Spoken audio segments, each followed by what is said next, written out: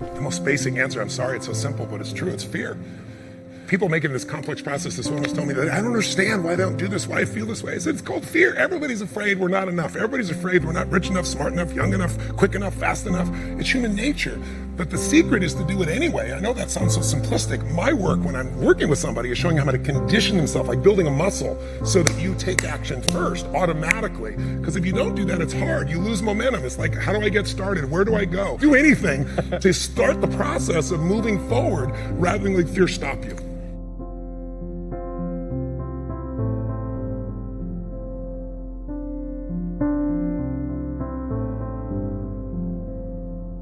All of you have targets, things that you're after.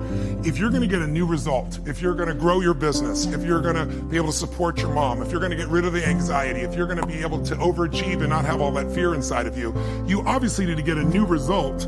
You're gonna have to get new action. You don't get new results with old actions doing the same thing. Exactly. What human beings can do is amazing. What they will do is usually disappointing. It's not because we're not capable of it. It's because we don't have new actions because we get in certain emotional states that dominate us, like anxiety, like fear of failure, right? Like the fear of the loss of your mother as an example. So if you're in a state of fear, you're gonna behave very differently and get very different results than if you were in a place of being courageous or bold or warm or connected or playful, any of those.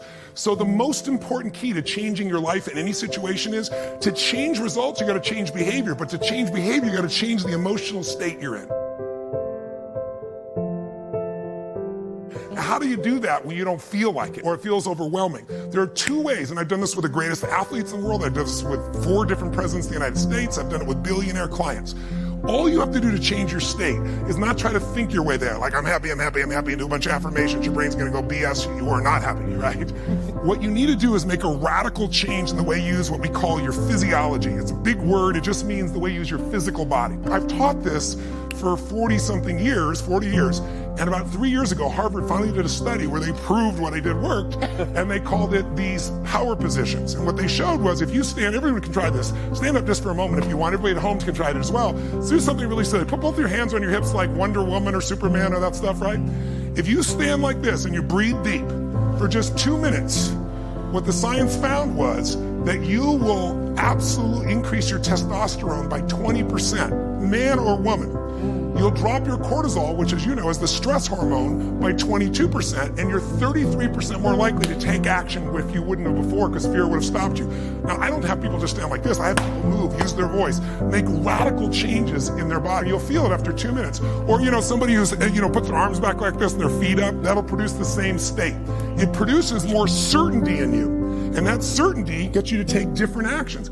So if you are in a situation, you think of the worst scenario, your mom dying, no, my business goes under, I never achieve at the level I need to, all the things I have anxiety about, the minute you focus on them, you go into those states of fear, and then you behave fearful, and you get lousy results. And when you get lousy results, what does it do to your brain? You go, see, I told you I couldn't do this. It becomes this negative loop.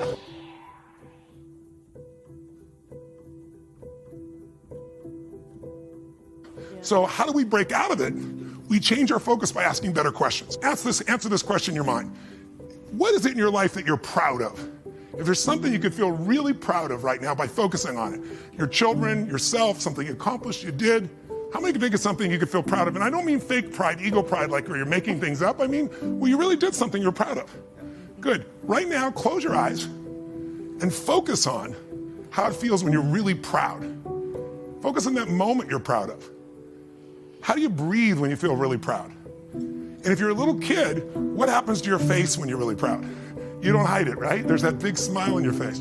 Think of something that you could be really grateful for or excited. Pick either one. Something you could be grateful for, a person, a moment, or something if you wanted to that you could be excited about. Let's use excited for a moment.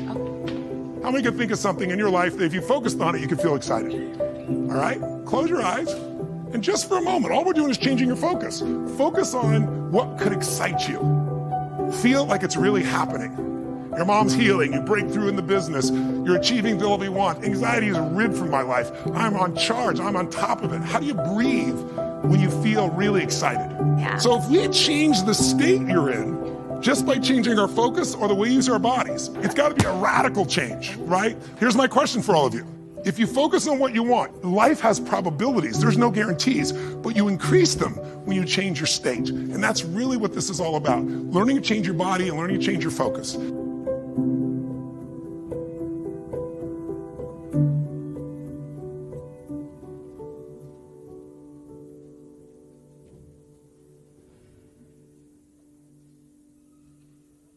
Somebody is really stressed out. They're not stressed out for no reason. It's because they're focusing on something that makes them feel stressed. They often, when they're focusing on it, it changes the body. You start to feel tight. You start to feel a certain way. And then they use language like, I don't know what to do. Why am I so overwhelmed? So if we change what we focus on, if we change the way we use our body, if we change our language patterns, we'll instantly feel different. Think of how do people use their body when they're worried versus when they're excited? Yeah. If you learn to use your body first, use your focus first, you can literally change how you feel in moments, and then you develop new habits where you start to feel good all the time, and it isn't some phony, fake pump up. It's literally the way you've conditioned your body. Just like being fit as an athlete, you want to be emotionally fit. When you're not sure what you're going to do, you're going to hesitate. And hesitation kills momentum. And momentum is what makes a sports team win. It's what makes an athlete, a business person win. When you get momentum, it's like it takes enormous energy to get a rocket out of our gravitational pull of the Earth. But out of the solar system's easy. Once it has momentum, it takes less fuel, less energy. Starting a relationship, starting a business, changing your body, it takes so much in the beginning. But once you get going, it's actually really easy. We all have a need for certainty. We have a need to know we can avoid pain, that we can be comfortable. Some people do that when they're stressed by smoking. Some people work out hard to deal with it. Some people eat to try to get that comfort back. If you were certain every moment of your life, you knew what people are going to do, when they're going to do it, how they're going to do it, you'd be bored out of your mind. So we also need uncertainty. If you have too much uncertainty, you freak out. If you have too little, you feel bored out of your mind. And you can get uncertainty or variety by a great conversation, by making love, by taking on a new job or a new career, a new opportunity. You get a million ways. The question is, do you meet your needs in ways that are positive or negative? Because sugar will make you feel good in the moment, but you feel good long term. Smoking a cigarette will make you comfortable and certain.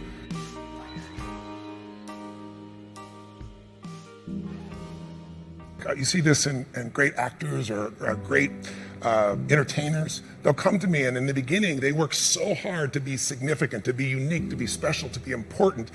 What they really wanted was love. But now people stop on the street, and they'll say to me, they don't even know who I am. They just want my time. They just want this. They want a picture. They don't respect my family. They don't respect it. You'll hear them so upset. What they wanted was the love. We can have both. But the more significant I am, the more unique I am, the more separate I am from you. The more connected I am, then some people go, yeah, but where am I? Where am I special? So finding that balance between the two is what makes people feel alive. And we can meet all these needs in positive ways or negative ways. You can get significance by tearing other people down. Oh, they're lucky, they don't care, they took advantage of somebody. You don't know anything about them. You see people do that with famous people all the time. Why are they tearing them down? Because if I don't feel good about myself, if I can make you smaller, I look like I'm moving up. But you're not, and it doesn't work.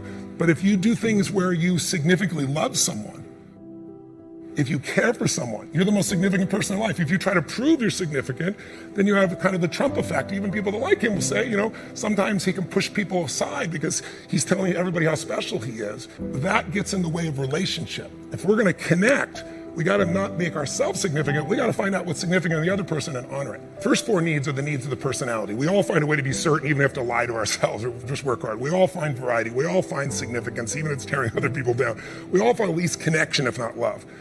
But the spiritual needs are to grow. And people say, what does it take to be happy? I say one word, progress.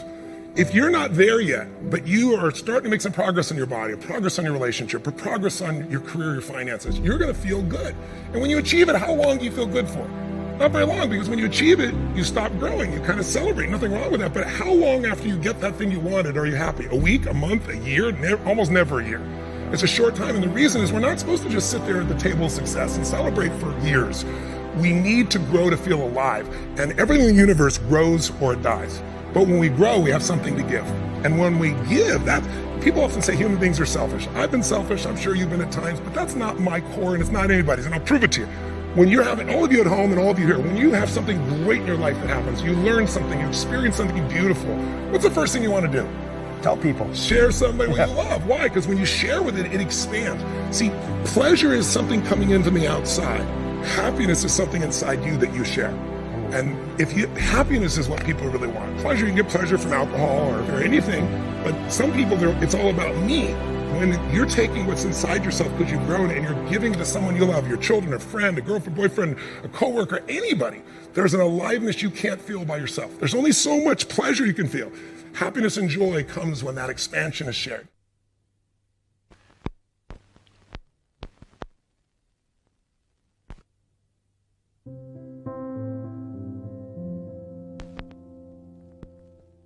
Well, if you want a breakthrough, not just a little change, you can change laterally. You can go from being pissed off to frustrated. Right. Doesn't help you much, right? But if you really want to change, most people are trying to change. Say you want to lose weight and they want to make money. They go, how do I do it? They look for the strategy. But I'd like you to think of 3 S's. Strategy is where most people go first. Like, how do I do it? But how hard is it really truly to be fit and have energy? It's not that complex. It's not like reserved for the 1% or expensive to learn. You have to interrupt. You have to hide from the answers to those things. The real problem is the second S, story. They have a story that says it's a set of beliefs they tell themselves over and again. I've tried everything. Or if they're single, all the good ones are gone. Whatever the story is. And if you tell yourself a story over and over again, we convince ourselves. You always come up with a lousy story when you're in a lousy state. And so the number one thing I show people to do is how to change their emotional state. When you're feeling tired or frustrated, when you learn how to change your body so that you really feel excited and isn't fake, when you learn how to change your biochemistry, which is what I teach people to do, when you're upset with someone, do you ever notice how you can now remember everything that they've ever done that ever upset you, right? Yes. But when you're in love, what's wrong with life? What's wrong with anything? When you're in love, we have no money. Who cares? We're in love, right? So your emotional state controls the story you have about your life, and then your story determines whether you find a strategy, or even if you know the strategy, whether you really do it or not. When people say I tried, what they're really telling me is I have a story that says I should try this, but it's really not going to work. So I give it a half-reared attempt and it didn't work, and now I can tell people I tried. What you really got to do is learn to change your emotion, your state, change your story, and then you can find the strategy, or you can make the strategy to work. I constantly believe you got to feed your mind and challenge your body, because the mind-body works together. What stops people, as we said, is fear. Well, fear is physical. You feel it in your throat, your gut. But if you do something really physically strong on a regular basis, you develop a new emotional habit. And that emotional habit will get you to follow through and do things differently that people won't do. It's really not that complex. There are a few habits in your life that truly could change your whole life. I start every single day with this process called priming, training my brain to be in a peak state. So what I do every day is I prime myself for what I want rather than letting the environment control me. We've all had times when you snapped at somebody and you felt bad because it wasn't them, it was the state you're in, right? Well, there's no excuse for that. If you prime yourself, you set yourself up. But the way I did it is I do this process. It's 10 minutes, I put some music on, I do this massive change in my breathing so it radically changes the way I feel. And then I do this 3-step process. First, I do 3 minutes of gratitude where I think of 3 things I'm really grateful for, and I associate, I don't think of it over there, I feel it. And the reason is, when you're grateful, you can't be worried. You can't be fearful.